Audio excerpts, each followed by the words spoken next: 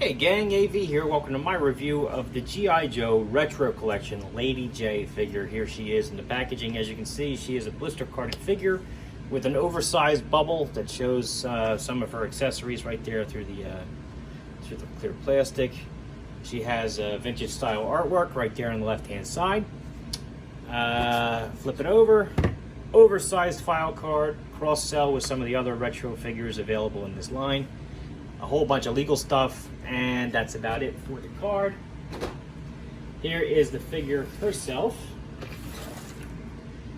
First and foremost, we're going to have a look at her file card, which is right here. Normally I would ask you to pause the video and read it, but there's so little information on here, I'm just going to read it for you.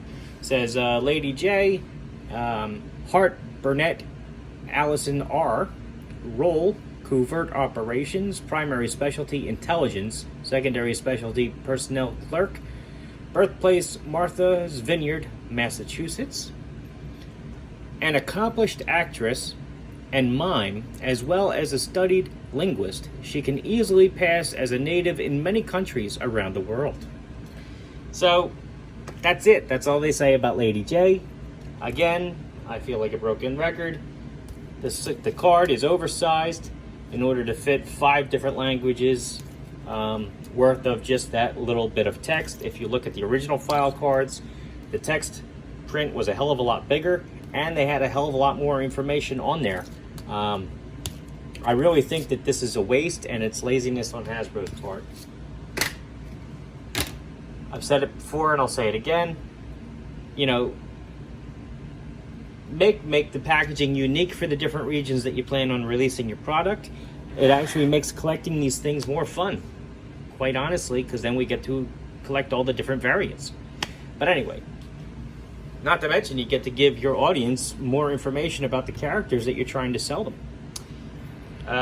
Anyway, broken record. So first and foremost, she comes with this submachine gun, I believe, right here. Again, I am not a weapons aficionado, so if I make a mistake by labeling something it shouldn't be, correct me in the comments, please. I checked too. It looked like the suppressor would be removable, like on the Snake Eyes figure, but it is not, unfortunately. So she comes with that. She also has this figure base. Let's get her standing on her own. There we are. Figure base just says GI Joe there. 2 foot pegs. Lady J in the front. Copyright 2007 Hasbro. Same old figure base that we've been getting for ages now, but again, if it works, it works. She comes with this rifle right here, which has a painted clip, which is nice. Nice molded detail on there as well. Not too bad. She comes with this, her signature weapon, which is what I've always referred to as her javelin launcher. Not sure if that's the correct term for it or not, but has some silver painted detail on there, which is nice. And last but not least, she does have this removable harness. However, I am reluctant to do that, take it off, because sometimes it doesn't go back on properly. But it is removable. The peg is like right here underneath the pouch. You just pull it open. She's going to mold it on backpack as part of the harness. Might be a camel pack, actually. Anyway, it breaks up the figure's design pretty decently. I do think, like right off the bat, that her legs are a little too big for the figure's frame. But, you know, they're just baggy pants, could be. Let's get a closer look at some of her detail. I will say, out of this particular wave of retro figures, I think she's my favorite. Right off the bat.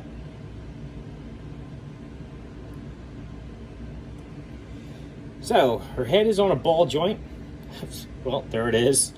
Just popped her head off.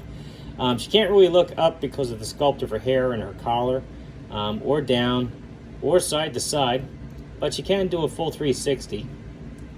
Arms can flatten out.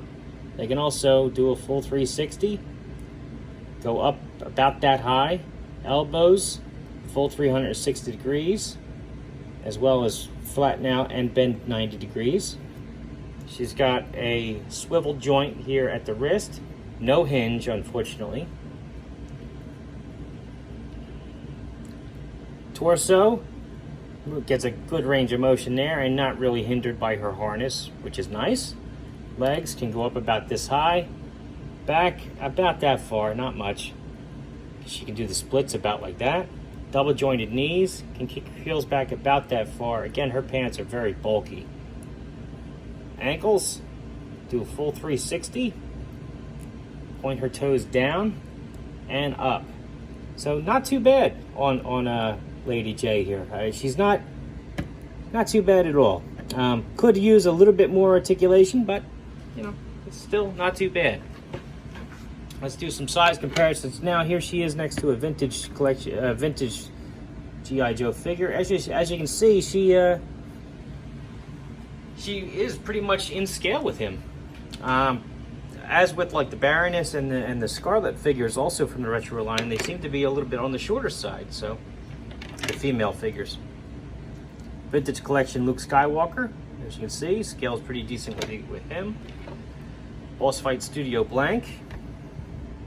Noticeably taller. We'll just get another GI Joe figure in here. Here's the Dollar General Cobra Trooper. As you can see, noticeably taller.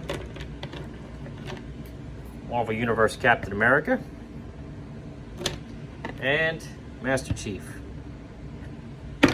So again, all in all, I do like Lady J. I think she came with decent weapons. She has a decent sculpt, decent articulation. I believe this is a reuse of the 50th anniversary Lady J that came in the Baroness 2-pack. Not 100% sure, but I think it is. And I think she's pretty decent. I do think she's worth a pickup if you're able to find one on the pegs. There you go. Stand up.